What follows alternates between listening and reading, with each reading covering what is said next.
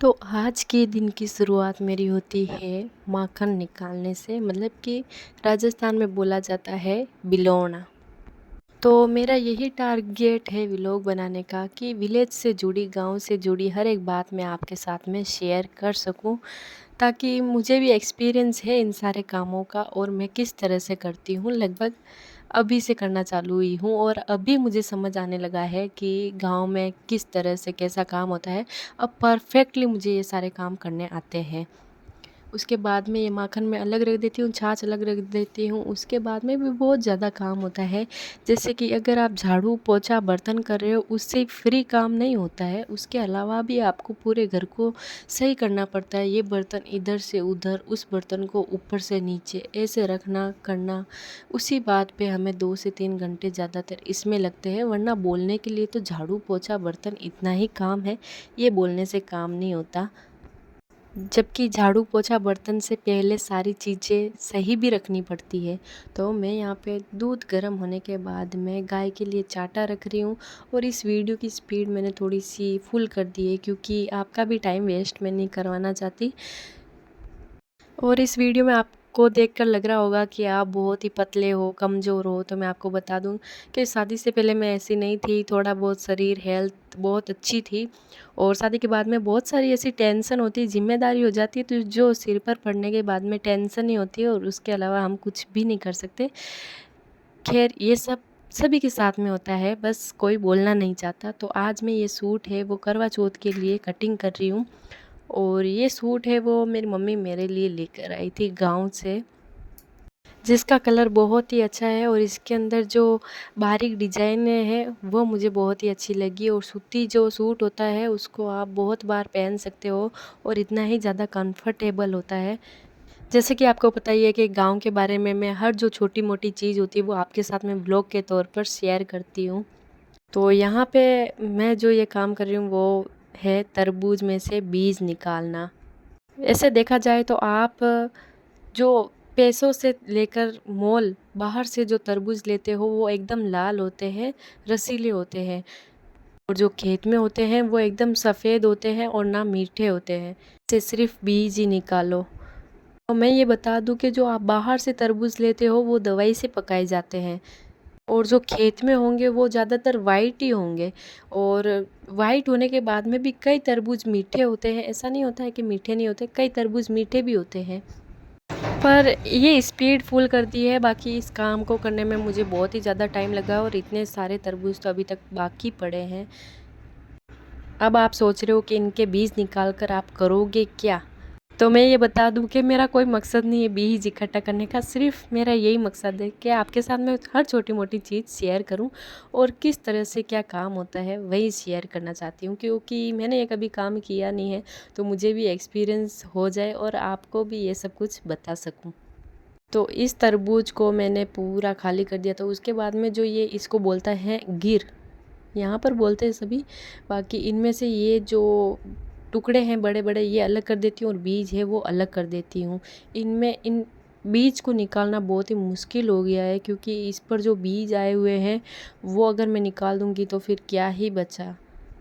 इसलिए अब मैं इसमें पानी डालकर इसको साफ़ करती हूँ, तब उसके बाद में इतने बीज जो भारी होते हैं वो नीचे रह जाते हैं और जो हल्के होते हैं वो ऊपर आ जाते हैं। और जब मैं इन्हें छलनी से छान लेती हूँ उसके बाद में कुछ इतने बीज इकट्ठे हो जाते हैं। और अब इस बचे कुचे काम को भी अंजाम दे देते हैं, बाहर जाकर फेंक देते हैं। और सब्जी बनाने के लिए अगर आप कोई फूल गोभी बनाते हो तो ये सावधानी बरतें कि उसके अंदर कीड़े मकोड़े या फिर लट्टे वट्टे ना हो, जो मैंने आपको बताई है। हमेशा फूल गोभी को तो उबाल कर या फिर देख कर बनाया करो, क्योंकि उसके अंदर ऐसे जीव जंतु ज़्यादातर होते हैं।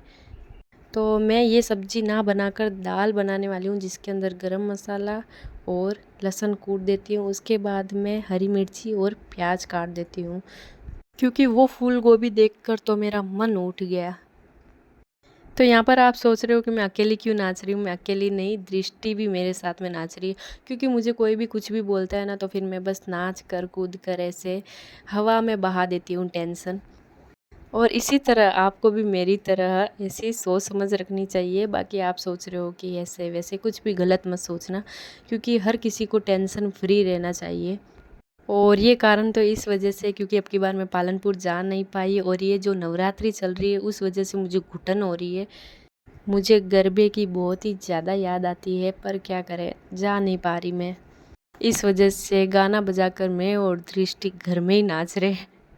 मेरा तो यही मानना है कि घर वाले अगर कुछ कहे तो हमें किसी और पर गुस्सा नहीं उतारना है, बल्कि नाच कूद कर उस गुस्से को फ्री कर देना है। बाकी आप कुछ भी गलत मत सोचना, क्योंकि मुझे ये वीडियो शेयर करने का यही मकसद है कि आप अपनी ज़िंदगी में कितने भी टेंशन में हो, कितने भी आपके ऊपर जिम्मेदारियां हो, तो वो जिम्मेदारियां आपकी टेंशन करने से ख़त्म नहीं होने वाली है। इससे अच्छा तो आप हंस खुश कर ज़िंदगी जियो, वो बेहतर है। टेंशन आपको नहीं कहेगा कि तुम टेंशन में हो तो मैं थोड़ा कम हो जाता हूँ, नहीं।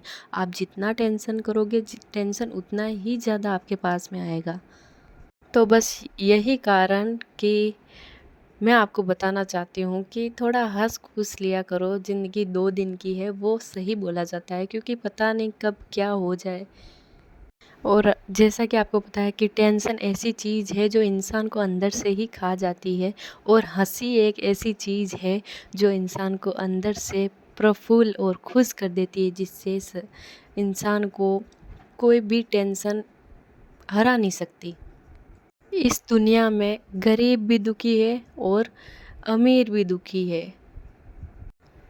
इस धरती पर भगवान भी आकर दुख देख कर गए, तो हम तो फिर भी इंसान हैं।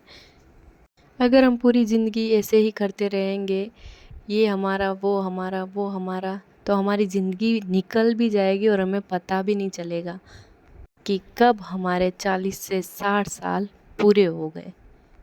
इसलिए इस छोटे से वीडियो से आपको इतनी बड़ी बात बताना चाहती हूँ, जो कि मैं समझ चुकी हूँ। और आपको बताकर क्या फ़ायदा, ये सोच रहे हो। तो कई लोग जो मेरे सब्सक्राइबर है, वो मेरे वीडियो देखते होंगे, सभी टेंशन में होते हैं। तो बस उनको भी यही बोलना चाहती हूँ कि टेंशन को फ्री करो और आज में अपनी ज़िंदगी जियो।